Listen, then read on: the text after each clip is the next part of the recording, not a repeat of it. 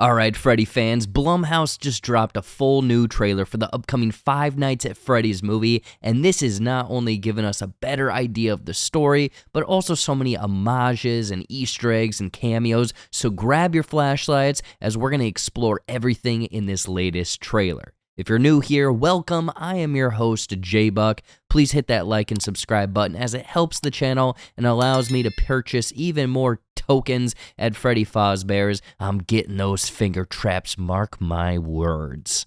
Jumping into the trailer, so this opens with Josh Hutcherson's character of Mike down on his luck. We can see as he's kind of the caregiver for his younger sister, calling around asking for jobs when he gets the security guard gig at Freddy Fazbear's. The interesting thing though is we know Matthew Lillard is playing William Afton, and here he's going by the alias of Steve Raglan, of which Afton typically goes by other names in the games, but here it's something completely new. But this initial setup almost makes it appear like he's luring people over to Freddy's to kind of have fun with them, or better yet, I'm curious if he's doing this in hopes of the new security guards having children, bring them over to work with them, and shoves them into one of the animatronics. Seems on brand for Afton. Mike takes the job, and it looks like Afton may be watching him throughout his job duties because the notice of deficiency seems to be for Mike. I'm curious if this is because he fell asleep when explicitly told not to, especially because Lillard mentioned the owner doesn't want to, let the place go yet. They shut it down years ago. The owner's just not ready to let it go yet. With this being based on the popular video game series by the same name, which involves multiple nights at Freddy's, I'm saying that this scene of him taking his sister Abby with him is going to be like night 3 or 4 or some other night, not night 1, because night 1 is probably going to be the initial setup, some weird things start to happen, which results in Mike sleeping and the deficiency notice. Inside Freddy's, we're treated to a whole bevy of Freddy's lore with the stained glass seating featuring Bonnie, Chica, and of course the main man, Freddy.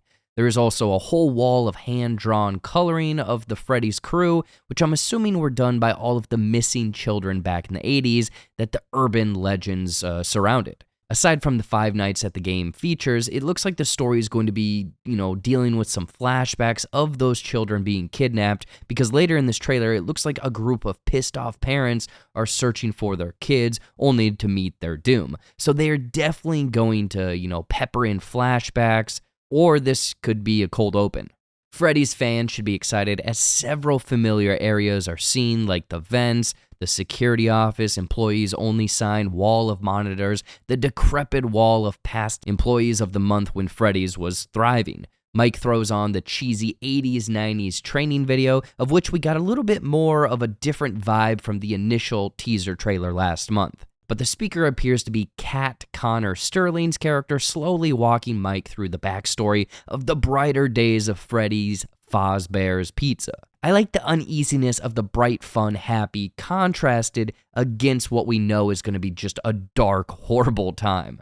But during this, we can hear someone buzz the door, which is a much more industrial-sounding version of what is featured in the games when kind of closing or monitoring the doors. And at the door is an officer who I'm pretty sure is going to be Vanessa or Vanny from the games. Played by Elizabeth Lale, it looks like this may be twisting the lore a little bit, because in Five Nights at Freddy's Help Wanted, she was the main protagonist as the security guard, whereas here it appears that she's already a police officer, with her alluding to knowing about them, aka the animatronics. So I'm wondering if they are baking this in as she's already investigated these things and will somehow be the mentor to Mike's character rather than the games having this faceless past security guard leaving voice memos for him.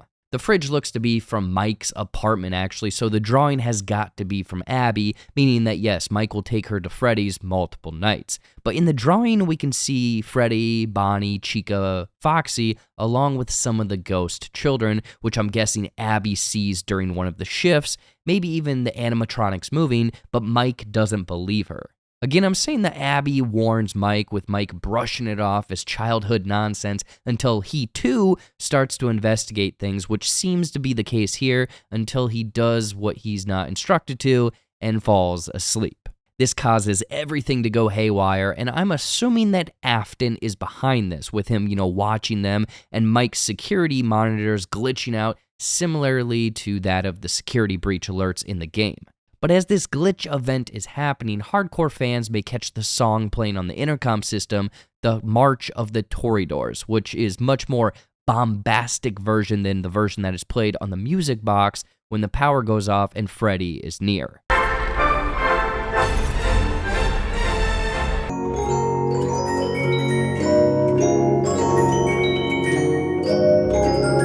A few more shots of the abandoned pizza joint with some similar structuring from the games, along with a much better looking shot of the full-scale animatronics of some of the Freddy's crew, and aside from the glowing eyes we see later, they all look pretty good so far. Frontman Freddy, Chica with the cupcake, and Bonnie with the guitar. A big old malfunction happens right when Mike throws the power, which may be Afton actually hacking into the system to mess with Mike, and then this is when all of the animatronics come alive. They are definitely expanding the story outward because some of this also appears to be taking place during the day and outside of Freddy's pizza joint, meaning multiple shifts. I wonder if Vanessa actually shows up on night 2 to allow Mike to be creeped out for one of the nights alone. But there's a rabbit drawn into the dirt in what looks to be a wooded area potentially behind Freddy's. This may hint at Bonnie, or more likely Springtrap from the looks of it later in this trailer. This quickly flashes visuals of 5 children, almost all of which are sharing characteristics with the main animatronics that are featured in this series. Starting from the right, or I guess the left of the screen, the boy wearing the bunny ears and purple shirt referencing Bonnie the rabbit. Next is the orange shirt and what looks like a hook for the hand, of course referencing Foxy, tying in with the more pirate-like characteristic theme of this character. The next kid is wearing a similar hat to the frontman Freddy, and lastly, the little girl has the same kind of color palette as Chica, and her shirt almost looks like kind of the bib that Chica wears. Now, who knows if this is why the animatronics have these features, or if it's a cool character choice. Either way, that is our main 4 from the game. But there is a 5th one that is maybe a little bit of a mystery. And I'm saying theory-wise that this is actually William Afton as a child, and his shirt color hints towards Springtrap, featuring a dirty olive-looking color. The main goal of the animatronics appears to be capturing Abby and joining the ranks of the other 4 haunted children. So it'll be a nice touch to have her and Mike in kind of different areas of Freddy's while the animatronics are roaming around. Taking the idea of constantly checking the monitors, but rather consistently checking over the shoulders of these characters, to be creeped out. Especially with Springtrap roaming around, which means they are taking lore from multiple games and repackaging it in this story. Now, in these quick flashes, I think we can piece together some of Mike's backstory and why he is accepting such a lousy job at Freddy's. He was working as a mall security guard at some point, ran down a shoplifter, and either beat that man within an inch of his life, or potentially tackled the wrong guy, and therefore he was fired. Either way, there's going to be a backstory for Mike, especially with me theorizing that this flashback of the child in the car is definitely him, and we'll talk about that a little bit later in a spoiler section, so stay tuned. There's a quick shot of Mike in a hospital bed next to who appears to be Vanessa, and I'm guessing that after the first night she stops by, she's attacked while visiting Mike, and he feels kind of responsible for this, but also kind of further pushes his suspicions that something else is going on with the animatronics. The trailer ends with Mike being caught by what looks to be Golden Freddy, unless my eyesight is totally messed up here. Anyway, Mike appears to be caught, similar to that of the games where, an animatronic will pop up and gives you a game over screen.